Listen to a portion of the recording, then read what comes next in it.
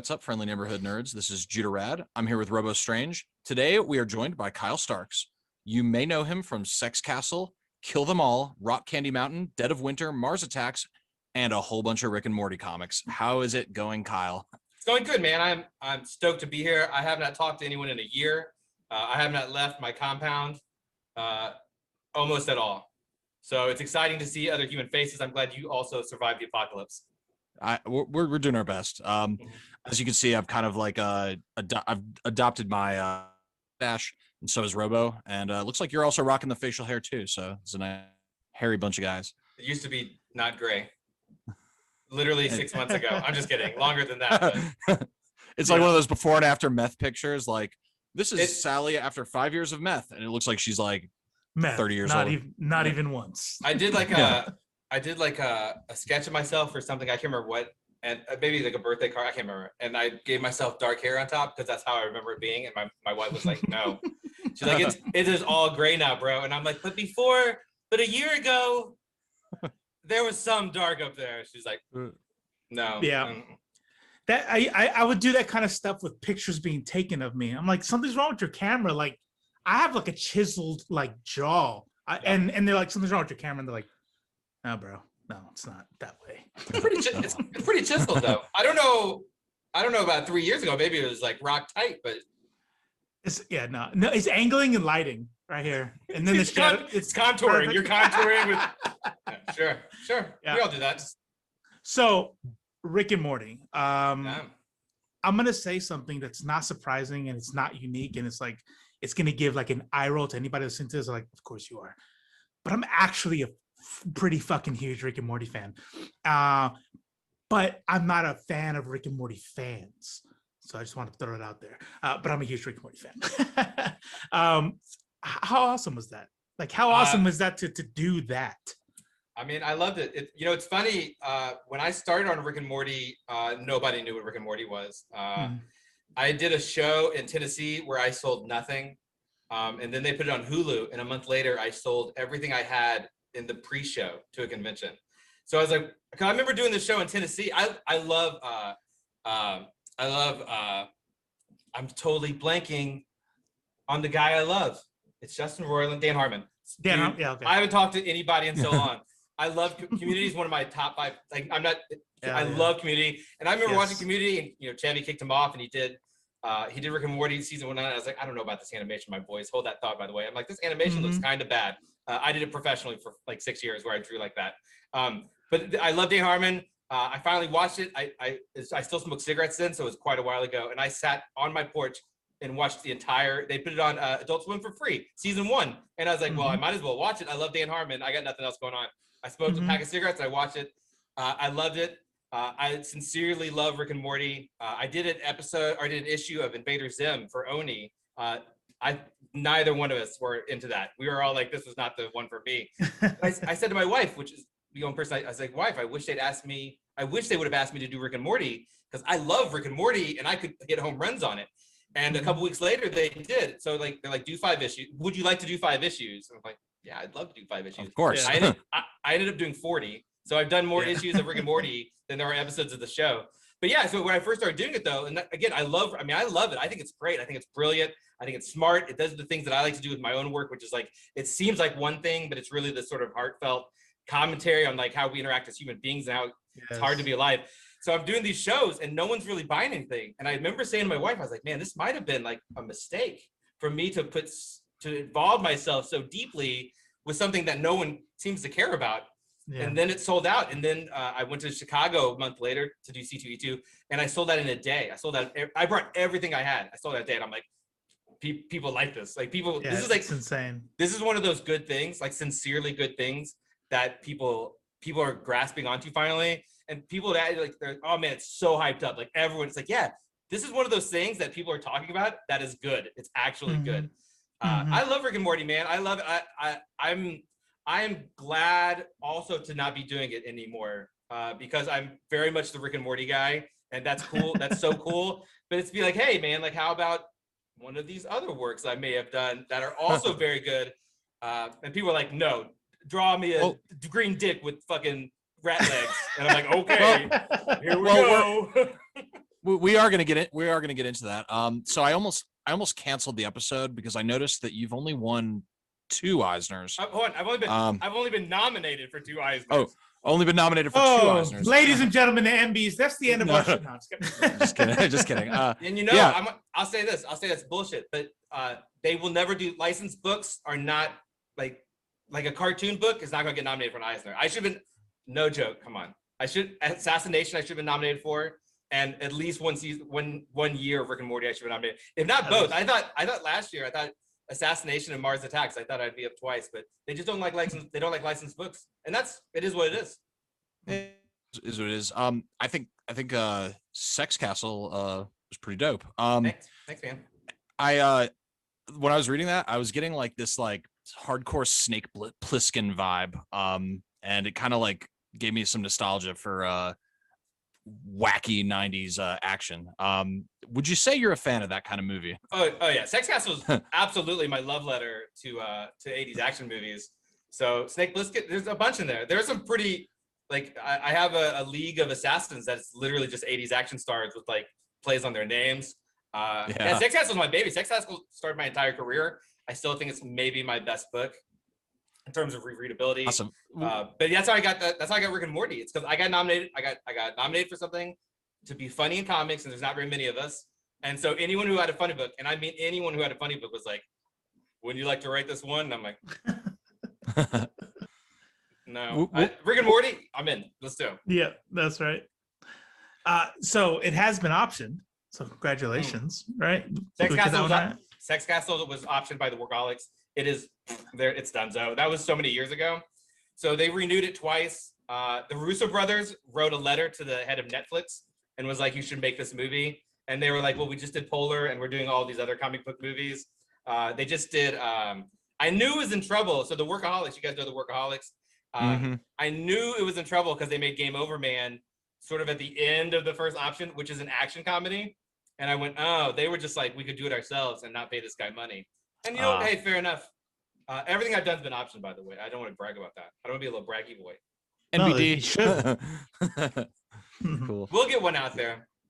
That's awesome. Yeah, that's awesome. I hope so. I was wondering, like, it sucks that it's kind of dead in the water, but like, how do you envision that kind of adaptation? If it had actually they'd gone through with it, how do you envision it? Because like we were thinking like Robot Chicken or Team America style or something. Oh, well, at the time, like Blake Anderson from the Workaholics was going to be Sex Castle, and I'm like, I'm all for this. Like, this sounds great. Like, my thing always, because I think at one point in time, someone was like, what we should do is we should get a bunch of old action guys, and I was like, what you should do is you should just get a bunch of comedians and do it. Like, just have a bunch of comedians do these action roles, and it'll be great. I don't really. It's funny because like, it's challenging for me to do monthlies. I always think of month-to-month books as like episodes of television, and I've never been a huge like drama TV guy. Like I like sitcoms, but I never went to. I don't love that sort of week-to-week drama. It's just, but I love a 2-hour movie, right? I love the storytelling. I just love it. I love the timing and the pacing. So like monthly comics are hard. Rick and Morty is an exception because each issue is ultimately kind of a standalone, like the show. And it's like I can get into that, a bunch of little tiny short movies, right? So the thing is like Sex Castle is like my preference is to do these sort of 140, 200 page graphic novels that are movies, but I can't see them. I don't see them as movies. I mean, like Sex Castle you could make for $45, so make that movie, and I think all of them I've sort of been like, well, it's only in one setting and there wouldn't be maybe, but it's like I never think about who would play so and so. But if they like so like Kill Them All was optioned from Oni Press, and Vic Mahoney was announced. She directed some Lovecraft Country. She was the second director on a bunch of Star Wars movies, and so it's like, oh, who would play? And it's like, I don't know, fuck. Get someone cool. Get someone cool that people like. That's my suggestion. But like for Kill Them All, like the bad guy is like why am I blanking on everything? Because these are old books. This is I hate myself. Like I made these characters. This is what happens when you don't talk to people for a year. Like I know. There's like these are people like it's like actors and characters that who played the Fly is Jeff Goldblum. Oh, okay. Jeff Goldblum. Jesus Christ. So the bad guy to me when I'm doing these books like Kill Them All, I'm like, what if Jeff Goldblum was the bad guy? Look, they're not gonna get Jeff Goldblum to play, but why not? Like for Assassination, the main villain, I was to Erica Henderson, who has won Eisner's, by the way, for comedy. Neither here nor there.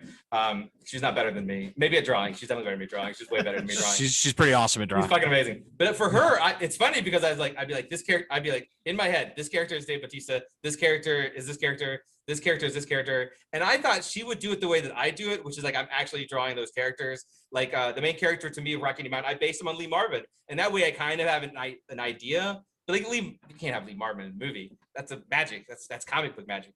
But when she did Assassination, they all kind of sort of look like the characters I said.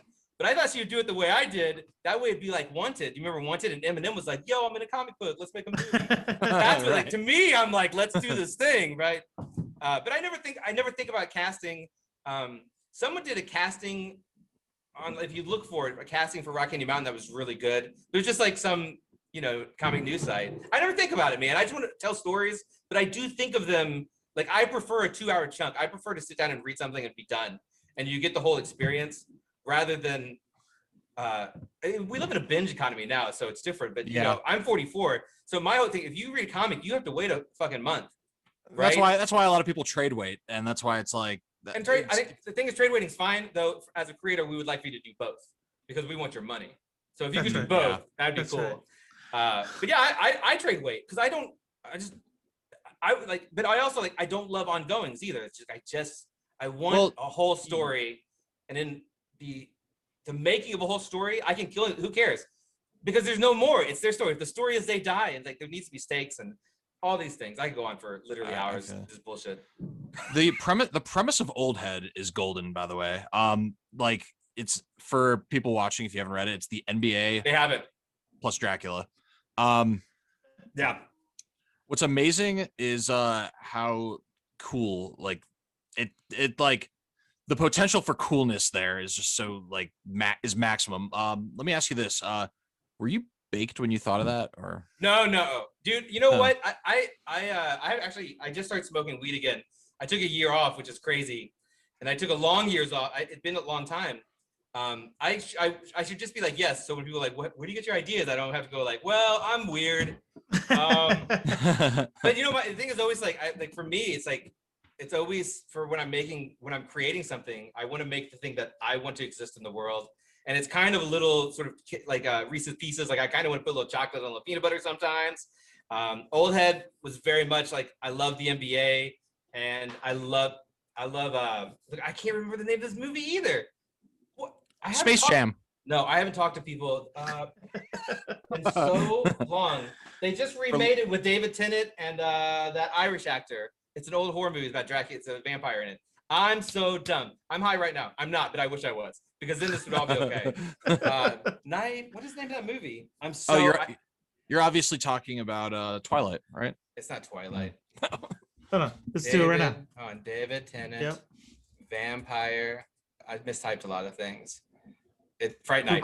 Fright Night. I was watching. So Fright Night. So like Sex Castle was. I did a wrestling graphic novel was my first one. I made it as a webcomic and then I put it out and blah blah blah. But I wouldn't make a wrestling comic. This was a long time ago.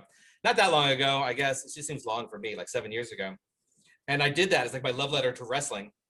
And then I was like, well, I love action movies, so I'm gonna do my love letter to 80s action movies, right? And what happened was, and I was like, oh, my next book will be my love letter to the basketball, to the NBA. But what happened is the Sex Castle, it got picked up by Image, it got optioned, it got nominated for an Eisner all at once. Like suddenly people were like, would care about what I was doing.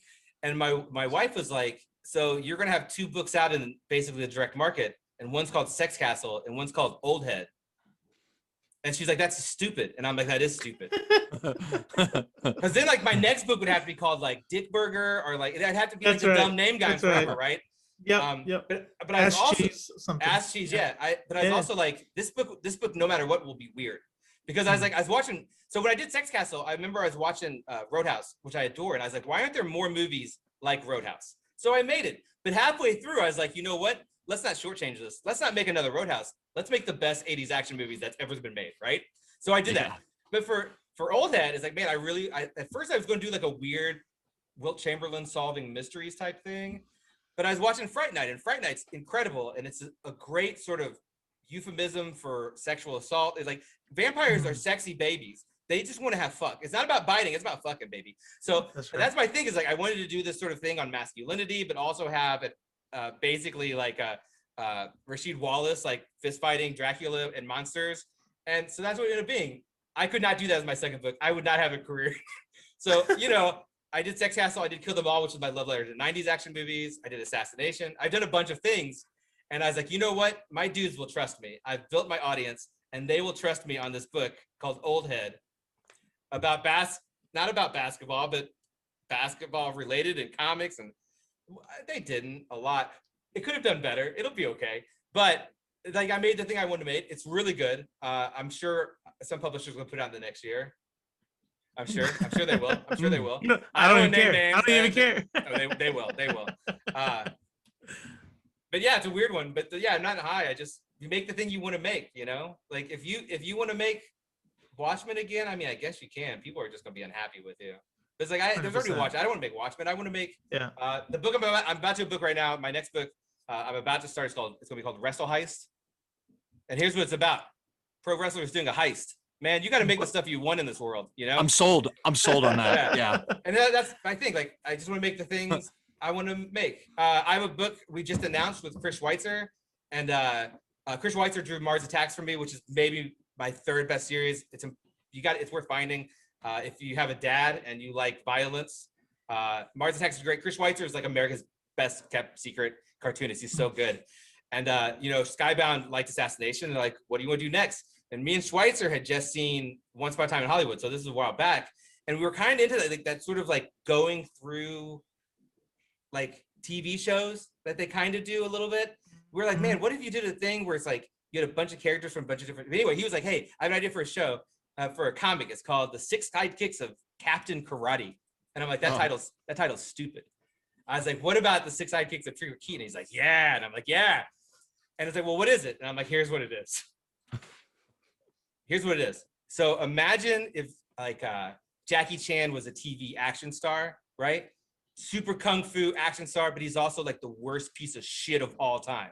Like drugging and partying. He's just a piece of shit. And he's in all these shows because he does the action. He's very popular. But then he comes up dead, and everyone who played his sidekick in these shows who he mistreated sort of band together to solve this crime. And it's like, okay. And I'm like, and here's the twist. They're all dumb fuckers. Anyway, that's it. I thought that would be funny, so we made that. It's good. So the dude is based off of early '90s Claude Van Damme. Okay, all right, cool. So no, man, you know what? I wish I could think of. I think like I was trying to find someone who I'd be like, this is the close approximation, and it's like I couldn't really find anyone. Like there's anyone who people were like I think kind of like James, like Kirk. I can't think of his real name either. I'm really blanking on names. He just started 90. Like, you know how people say, yeah, they're like, that guy is not great to be around. Kind of like that, but if also he punched people because he was like a master of kung fu. Yeah. Like the dude with the ponytail. I'm doing the same thing. The dude with the ponytail. Steven Seagal. That's Steven Seagal. All right, there you Steven Seagal. Yeah, he punches people, but I'm pretty sure he's a douchebag. But yeah. I can't separate Steven Seagal from his Mad TV version. So that's who he is in my mind now. So you're clearly a funny dude, and you write funny shit, and we love it. But have you ever wanted to do anything else? Like, have you ever wanted to do drama or horror or anything like that? You know, it's like funny a Schindler's List kind of thing, or something. It's funny that you asked this question. Actually, over the last year, I did just do kind of an all ages thing, but it's still funny, so I don't think it counts. It's called Karate Prom. You can actually get it for free. I did for free Comic Book Day last year. You can actually get it for free. If you go to my Twitter, there's pay what you want. You can get it for free, whatever. Anyway, awesome. Here's sort of the crisis I've had. I've been doing this. Here's 2 parts. I can talk forever, my dudes. I'm sure you figured that out so far. 2 parts. One, I think I'm 44. I worked at a comic shop in the 90s. Comics were not fun in the 90s. There were some exceptions to that, but everything was very dark and serious and gritty. And I feel like it had a really bad effect on comic fans in general. Who stuck around past the 90s. But my thing has always been, I think comics should be fun. I think it should be an enjoyable experience. That doesn't mean it can't be serious, but to me, my thing has always been, I want someone to read one of my books and be like that was good. That was not a waste of my time. I enjoyed that. That was a good time, yeah. I would like for people to like laugh, vomit, and cry or whatever. Like I like it's like if I just what about brood? Like you never want to make people brood? No, man. I want people to be like that was a good time. Like that was worth the money. I enjoyed it. Which is the kind. I'm older now. When I was younger, I went high art. But over the last year, especially during Assassination, I did another something recently. I can't remember, but it's like like the sales numbers weren't amazing, and I think I kind of figured out, and it's kind of been said to me more than once that they're like like comedy and comics is hard to do. One, consistently. That's true. Two, comedy is subjective. Now, that means what's funny to you is probably not funny to me, but my thing as someone who does comedy is always to make sort of cover all the comedies, which Rick and Morty does. That's the thing is like Rick and Morty was a great fit for me because it's highbrow, there's fart jokes, like you cover a wide broad. So that's the thing, like Rick and Morty, which I like to think is true of my work too, is that there's something in there for everybody. Something that you go, I like this part, and that's comedy. Like comedy's like, you pick and choose. But like, I want people to buy my books, and they don't necessarily buy my comedy books in droves. Like I said, this six sidekicks of Trigger Keaton. That's my new book. It's coming out in June. Pre-order now. After that, I said to Papa Kirkman, I was like, Papa Kirkman, what should I do next? Like I want to do another book. I'd like to do something a little bit more mainstream. And he's like, oh, you should do that horror book that you pitched to me. And I'm like, oh, I didn't really pitch a horror book. I asked you if you thought something sounded cool. So I'm kind of writing a horror book right now. I don't know when that's out. I'm very interested in doing different genres. I'm not very interested in only doing, I think I want to do comedy action. Like I just love comedy. I love action movies and I love comedies. And there's not enough successful comedy action movies like for me to enjoy. So I'm making them. And I like to do these genres, and I think there are things like I have a benefit, like the thing with Old Head and Rock Candy Mountain and Sex. I can draw my comics well enough. Like I wouldn't say I'm a very good comic artist, but I'm a competent. And so, like if I want to make the world's toughest NBA player versus Dracula, I can do that. That's a hard book to sell to ex-publishers. Like, hey, how about you give me a bunch of money and I'll listen to this dumb idea. So I kind of like having that freedom, and like I said, I think comics should be fun, but I do really like horror. Like I said, Old Head was very much for me watching Fright Night, which isn't hard horror, but it's like I like this stuff. I would like to do, I'd like to do maybe more crime type things. I'd love to spend a couple of years drawing people who can punch people with superpowers. But at the same time, I kind of only want people to do those so they'll buy Sex Castle. Like I just really want to sell Sex Castle, because the things. Because that stuff's like I don't care about. I do care about Spider-Man, but it's not the same. Like I want to tell my stories, and it's just like I think like you're like, hey, I mean, there's this like Spielberg did Ready Player One or whatever. Like, I think those guys will do it, and you do it from books and stuff. It's like, hey, I think it's like the guys who do those Marvel movies. It's like you're going to do 3 of them. I don't think they're like, please let me spend 5 years of my life, doing 3 movies with the same thing. It just doesn't interest me. But I am at the point where I'm like, at first I was doing an action comedy, and then I did action comedy mystery, right? I added mystery to it, and now I'm doing another one, action comedy mystery. But yeah, I'm gonna mix it up. But I do love making comedies, man. I like making people laugh, and I like laughing. So you mentioned there comedy and comic books, and you kind of answered the question I'm going to ask next with, Spider-Man, but you want to write your own stories. You did do some Marvel work with Secret Wars 2, Secret Wars also. I wrote the first ever 100% dedicated to D-Man story in Marvel history. That's right. Here's my Marvel resume. Okay, I've drawn Galactus. I've drawn the Fantastic Four. And I wrote the only dedicated D-Man story. Well, at the time, Nick Spencer did one. I drew 1 page of Squirrel Girl, which is a Fantastic Four versus Mole Man. And I drew Galactus for one of those cards because I'm friends with Eric Anderson. And I wrote D-Man.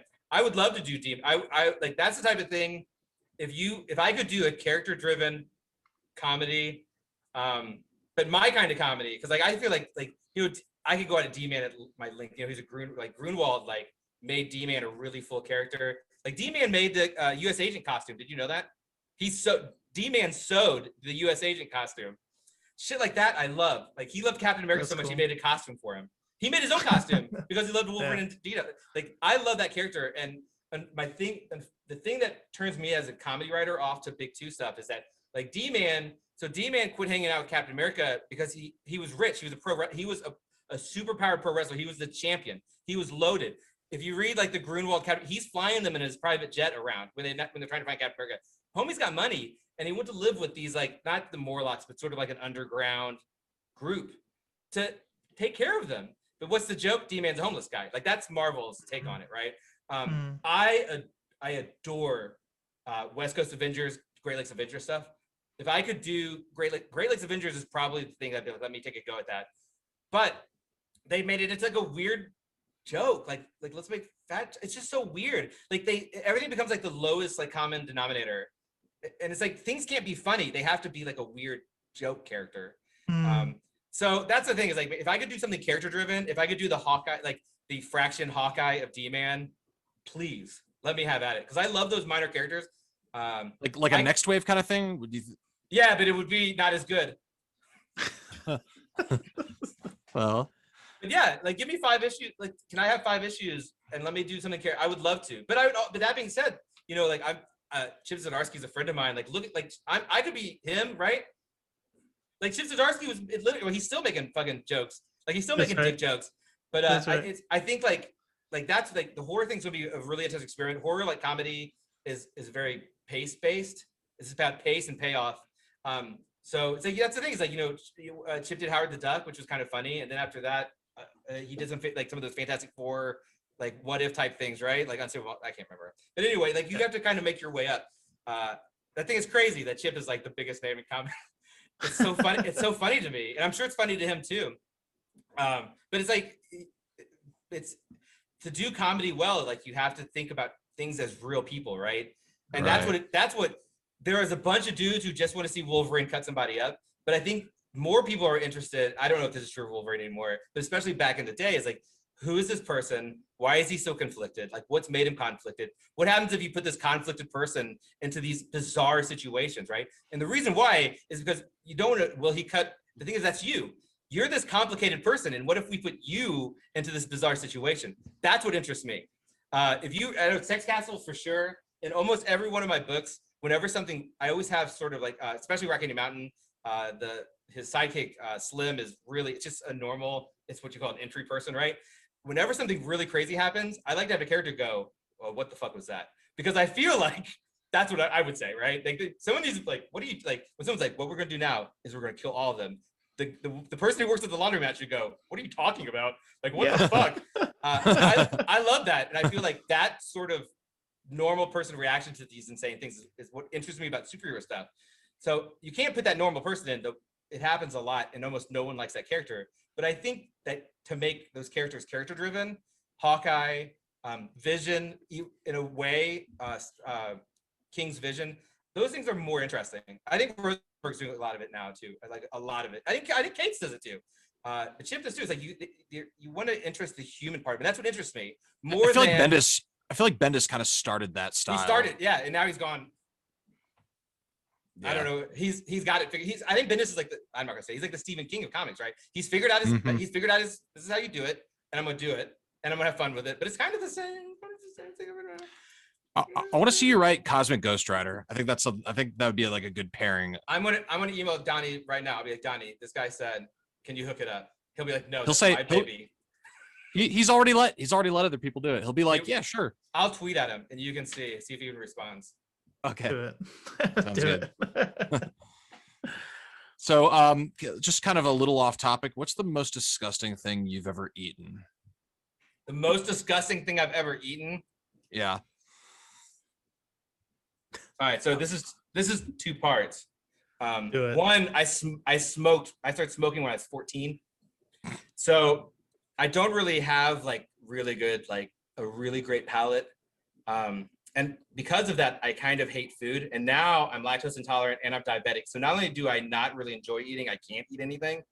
So I don't like eating for the most part. My friend Chris Weitzer the other day, he was like, hey, what's a popular food in Venice? You're my food guy. I'm like, I love Chipotle. I'm not the fucking, I'm not a fucking food expert. I just want to eat burritos every day. You know, like I don't know good food because like it doesn't at a certain point it's all the same to me because I ruined my body with I'm drinking a fucking Coke this whole time. You know, like I smoked cigarettes I smoked like a pack and a half a day from when I was 15 years old. Like I'm ruined. The nastiest thing, I'll tell you, this will be like, this is I'm going to do a bit. I'll do an anecdote. I don't like I don't like soft vegetables. I love a salad. All right. But here's this is my first memory of what was the nastiest thing.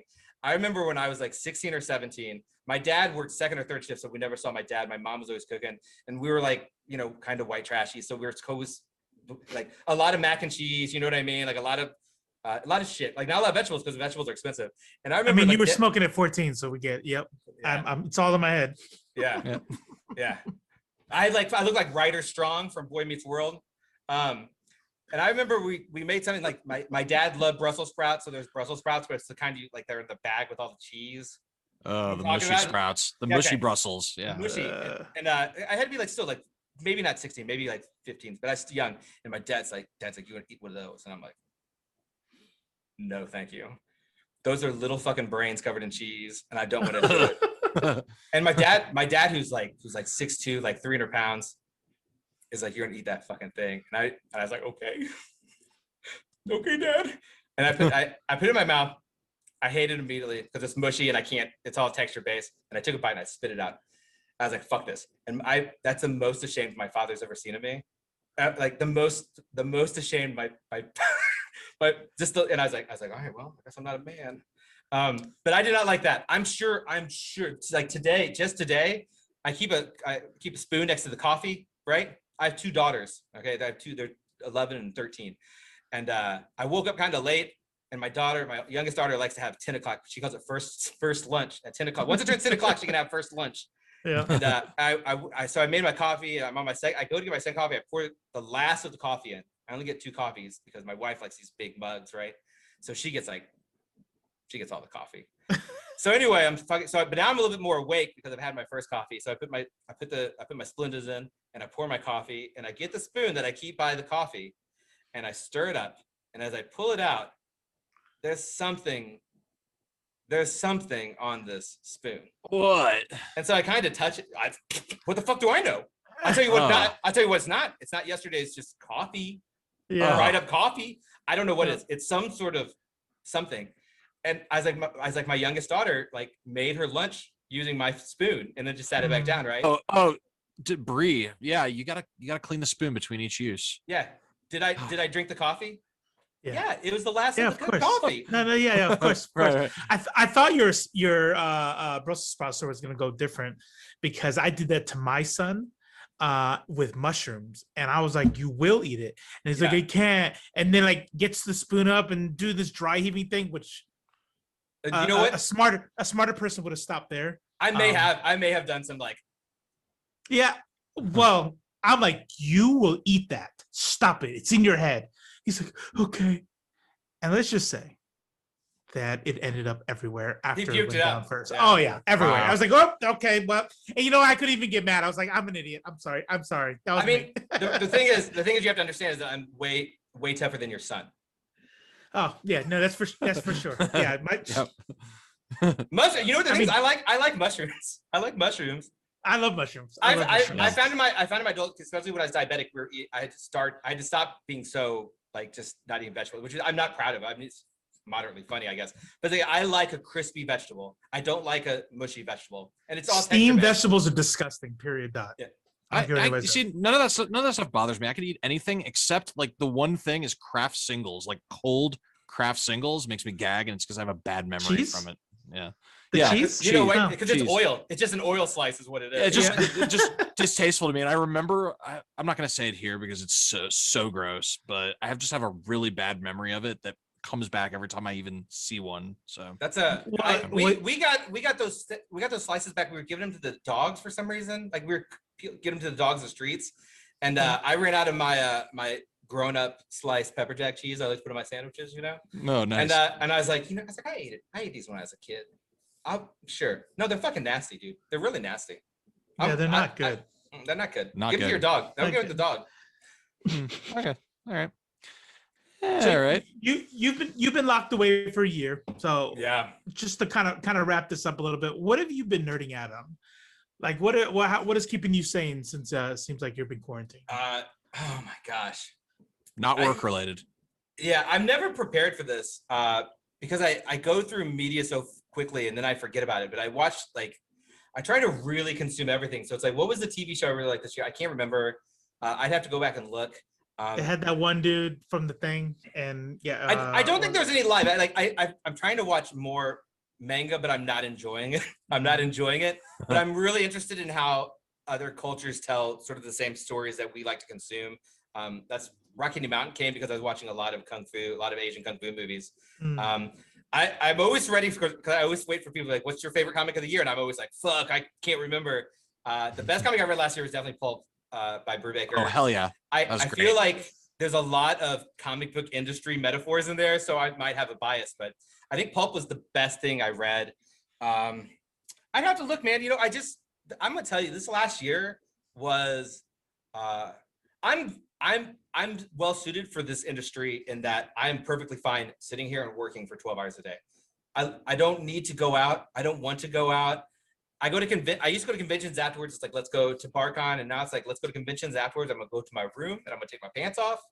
I'm going to drink a soda. I'll smoke some weed. And if I see someone like after dinner, and sometimes I'm like, I don't want to do dinner. I'm too tired for dinner. I love my peers. I love seeing my fans, but it's like, I kind of am cool being at home, but like I have my TV like literally right here and it's on all the time. What did I get? I don't know, man. I know I was excited about stuff, but honestly, this year was miserable, and I don't remember being very stoked at all outside of when I did Karate Prom, because I hadn't drawn something for a year and I hadn't worked. I can't think of anything. This year sucked, man. Did you watch The Cut? I did watch The Cut. Are we gonna talk about it? Yeah, sure. Here's my thing. What's your take? Here's my thing about The Cut. It's definitely better than the other one, which I watched on a plane ride with my wife. I remembered nothing of it. In fact, watching The Cut, when they fight in the tower that's underground somehow. Why is there a tower underground? Yeah. How does that even work? Whatever. When we got to that part, I go, oh, I remember this. That's how I was like, oh yeah, that's it. And then I looked and I'm like, this is only halfway. There's still another half of this movie. Here's my take. It's better than the first one. The first one's so bad. It's such a low bar to be better. Yeah. I see a lot of people being like, they're going, this is a beautiful crap. I'm like, what the fuck? my dudes, I know we love our action movies. I love Dave Bautista.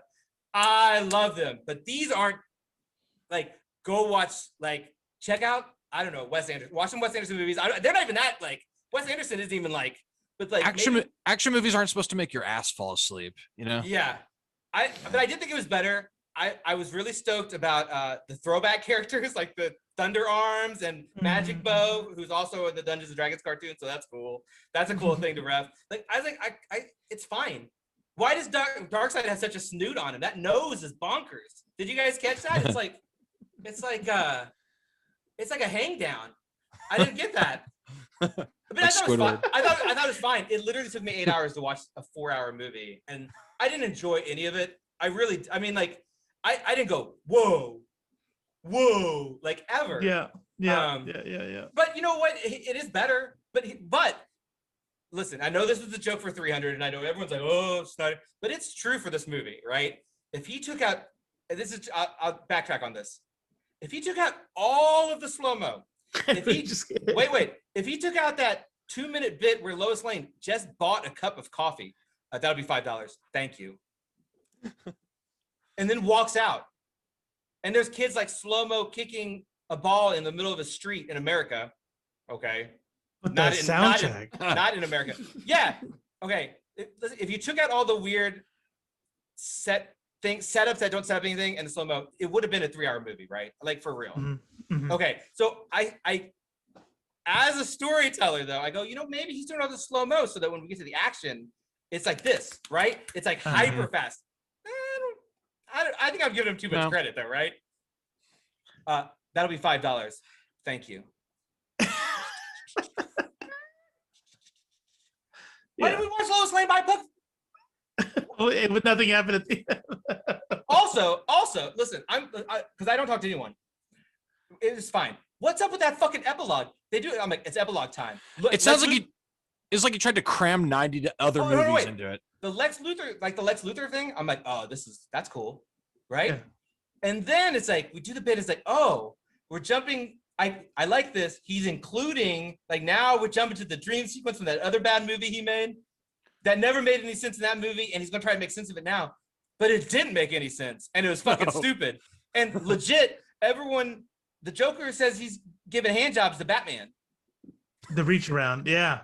Yo, listen, and Batman doesn't flinch. Yeah, he doesn't flinch. That's the thing. Yeah. It's the post-apocalypse and everyone's dead, and Bruce Wayne lonely. Why is he hanging with the Joker? No, he just lets him hang around.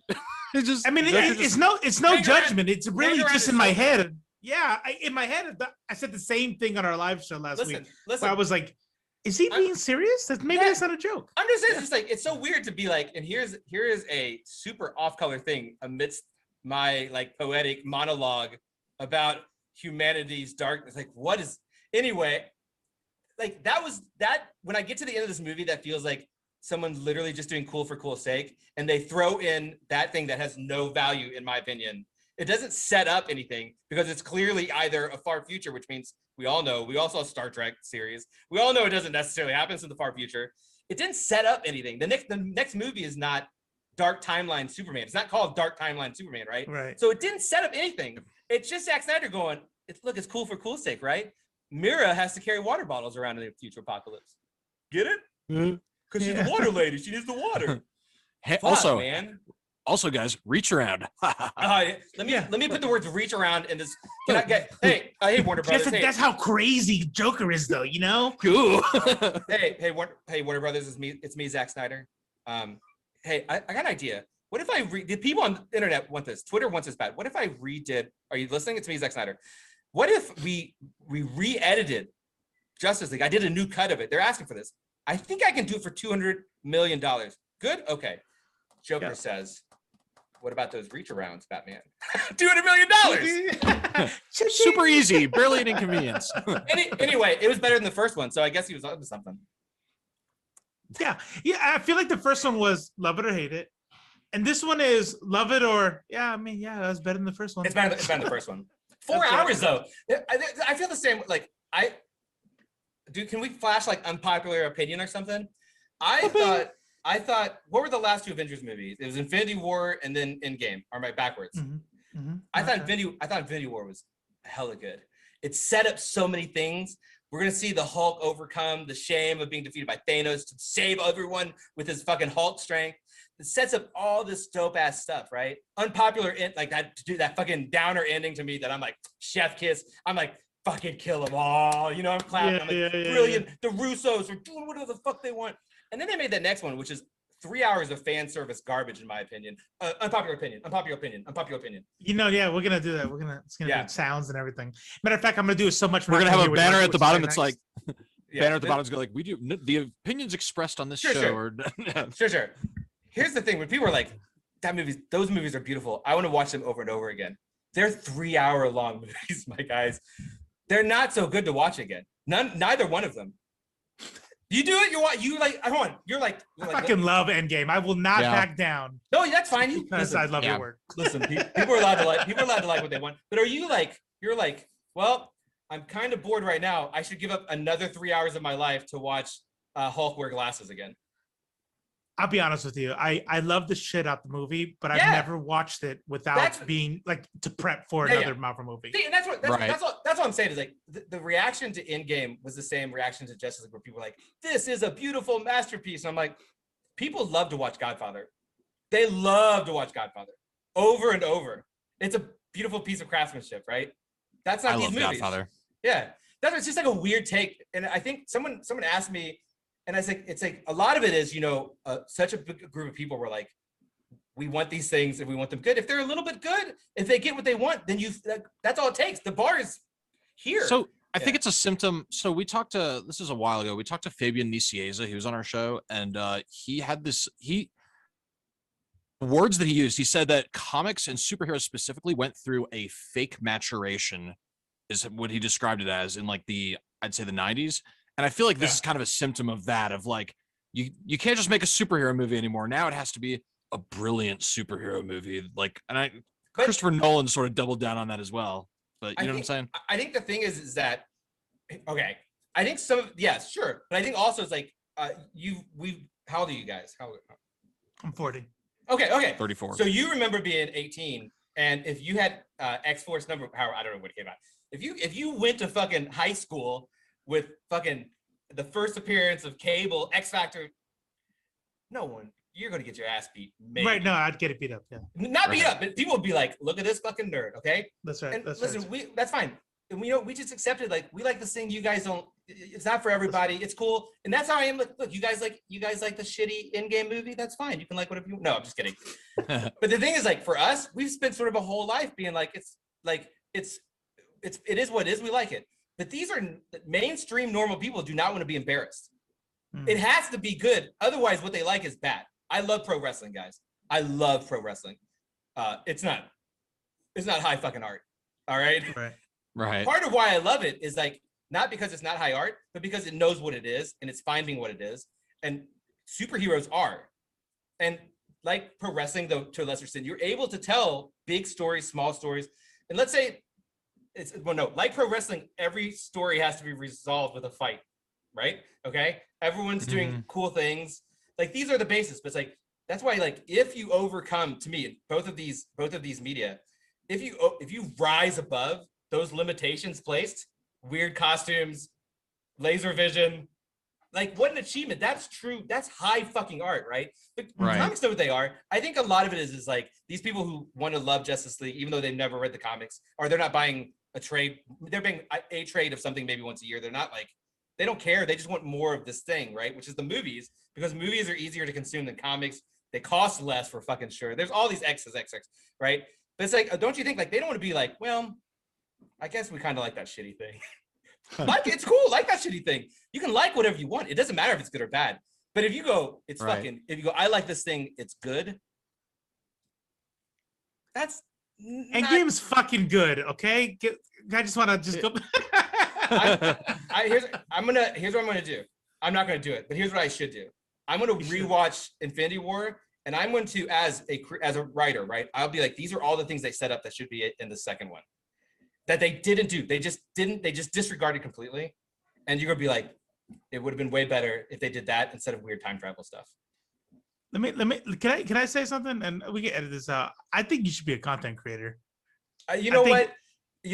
Don't get out. It's funny because I talk to, especially when I'm at shows and people are like, how should I get into comics? Blah, blah, blah, blah, blah. I say, you know what, if I wasn't 44, married with 2 kids who I have to drive to school and pick up from school, and I still have to make which is my true love, right? I'd be on Twitch constantly. Yeah. I would be doing, I'm real into TikTok, like right now. I'd be into TikTok because the thing is like, the way that we are going to create, like, I love talking, right? And I love doing this stuff. I love promoting Six Sidekicks, for Keaton, Schweitzer from Skybound. Please pre-order now. I love talking about shit. And the thing is, like, my family doesn't give a fuck about Endgame. I think my wife saw it. I think she saw it. I know she saw it, but she doesn't care. My wife is not like, what's the next Marvel movie? She doesn't. It's just, we'll watch it because she knows I have to. Did my wife watch Justice League? I would never. I love her. I love my wife. I would never be like, do you want to watch 4 hours of superheroes? And she'd be like 4 hours of them fucking? And I'd be like, no, they're just like, pew, pew, pew. She's like, I don't want to. But I think if I was a young person and it's so funny. Like, I think like how I sort of, my life is like Owen Meany, me into comics. I worked at the store. I love comic books. My uncle's name is Tony. My name's Kyle Starks. My uncle's name is Tony. He sells Silver Age comics, Silver and Golden Age comics. He has a mail order service. I'm not making this up. He had all these comics. My dad tells a story about when they were kids, how him and his uncle had a choice of like these, someone had died. It's like, you can either have the coin collection or the comic collection. And my Uncle Tony tricked my dad into taking the coins, right? I worked at a store that did movie rentals, used books, baseball cards, used music, porn, comics, and I'm forgetting something. And we could take any book we wanted and any movie we wanted, whenever we want, any album. And like, my entire youth was me just consuming story, right? And I didn't think any of it. And I was very critical. My whole thing was like, oh, they should have done this. They should have done that. And as an adult, though, it's like, oh, I read so many comics from like 1993 to 99. I read like basically every comic in that period. And I love these characters. It's like, I was like, man, you know what they should have done? It's like, that's me now. It's like, now I'm doing, this is what they should have done, which is kind of an asshole. It's kind of an asshole way to make comics, but it's like, if I was that person, if I was 22-year-old Kyle Starks who's like realizing that fine art school is not for him because I will never make $1, I cannot be a professional painter, right? I'm just not that good.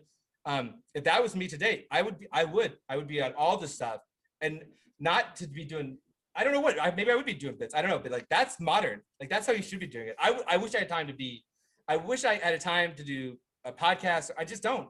And you can just jump on our live stream whenever you want. We do it every Saturday. All right.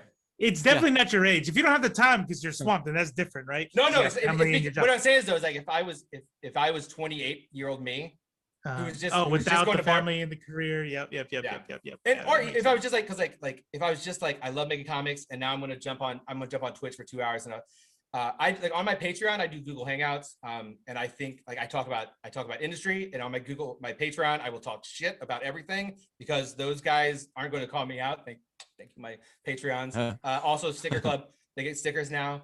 But yeah, it's like, man, I love talking, but it's like I also like I always feel like I'm just about to say something I shouldn't say. I'm just about to fuck myself somehow. Nice. No, hopefully not. I don't know, but I agree. I think if you were a 28-year-old comic creator who was charismatic at all, and I'm not saying if you were charismatic like Kyle Starks, I'm saying if you had any charisma, and I know a bunch of guys, like I would be, because it doesn't draw away from you making stories. Like I was going to do webtoons. It could be really lucrative. I love the idea of webtoons. Webtoons, millions of people read. Mm-hmm. Millions. You know how people read the best-selling book from last month? Maybe 500,000. Mm-hmm. Millions of people read hundreds of strips. It's a whole. And these younger people, if you ask them, like, where you read, if you ask like a 13-year-old dude dressed like someone from My Hero Academia, by the way, they're cool. Just so you know, they're cool. They'll be like, oh, I read webtoons and the other one, which I can't remember. It's like, I'm really interested in that, but also like, I don't have time to do. It's just all a matter of time. It's all a matter. Yeah. There's so many options. If I was a younger person, it's like, well, I'd be doing this. It's just like, man, I got to go at 7:00, pay attention to my wife because I love her. Real quick before we wrap this up, I want to give you a chance. Can you sell real quick? Actually, however long you fucking want. 6 sidekicks. What is it about? Where can you get it?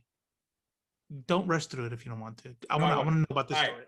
Here's my pitch for 6 sidekicks.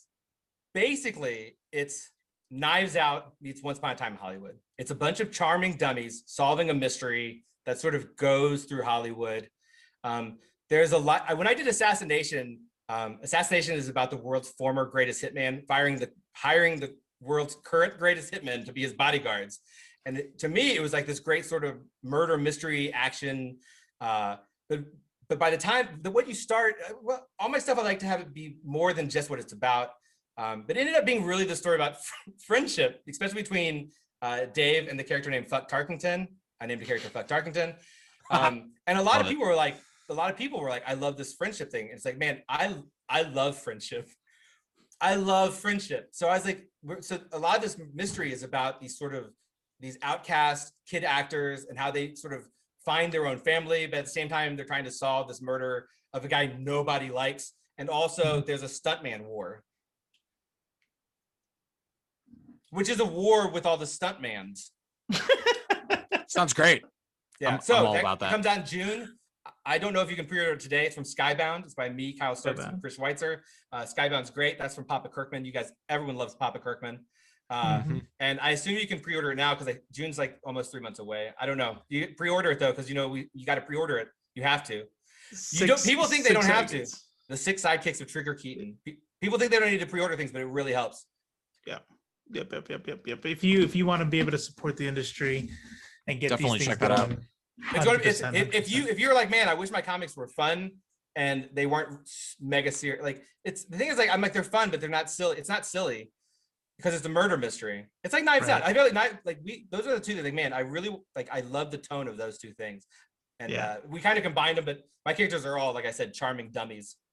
I'm definitely gonna pick it up. Yeah, man, I hope so. Before we leave, and you may have a lot to say about this, you might not. I don't know. Marvel just dropped Diamond in favor of Penguin. See, this is what I'm saying, that someone's gonna try to trick me into saying something to get me in trouble. Well, do you have any? It's not a trick. Do you have any initial reaction to that you want to talk about? When I was working in this, I was talking to Schweitzer. When I was working in that comic book store, I started working when I was 14 too. That's why I started smoking. They all smoked there. Was when there were still multiple distributors. There's still multiple distributors, and I remember all that shit going down. And in my opinion, a monopoly is never good. In my opinion, I want to be real careful. This is the type of stuff I talk about my Patreon. I think that the relationship Diamond has formed with retailers has not been good for comics. I think it's especially not been good for digital comics. Digital comics are not for the people who go into stores. It's two different markets. And because no one wants to upset retailers who can't upset Diamond because of the monopoly, right? It's this weird game that's been played. I think it's been bad for comics. I think if we didn't have a monopoly, when all of these movies started doing really well, I think comics would have done better before a pandemic when no one could leave, because I think they could have been doing interesting things to promote comics that they can't. I'm all for whatever makes comics better, and I don't necessarily think that Diamond in the last 15 years has. Okay. I also know they put sandwiches in deliveries sometimes. That's weird. People find like trash and they're fucking, so it's like they're not good at their job. I'm gonna say that they're not fucking good at their job. Look, I want to be real careful here. They fucking suck. No. I'm okay with the part where it's like they're not super good at their job. But also like having a middleman. Like if you don't need a middleman, I don't know. I think digital comics are very important for comics, for mainstream, to big two, that sort of superhero, for those to really grow. I think digital comics is important, and I think that they've been held back a lot by retailers and Diamond and those guys' relationship and sort of an Ouroboros of problems.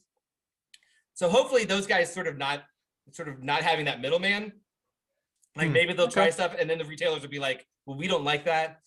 But it's like, I don't know. Like, I think of stories about like, do you remember at New York Comic Con a couple of years ago, there were retailers that were yelling at the Marvel panel. They were cursing out. They're like, why would you make, don't know this? They were cursing out like, why would you make Captain America Black Man? Yeah, why would you make Captain America Black? Like, retailers are so mad. And they're like, fucking Squirrel Girl doesn't even sell. It's like, Squirrel Girl sold so much digital copies. A ton of digital copies. Like, who's to blame? That's not who's to blame here, right? That's right. All that shit, I think it makes me think like, what's the problem? It's like, and I know like it's a weird relationship. Let's shake it up. That's what I'm saying. Let's shake it up. What's the worst thing that happens is that everyone has to ship their own comics to stores. Okay, I guess. Okay. I'm not a publisher. What do I care? Right. Yeah.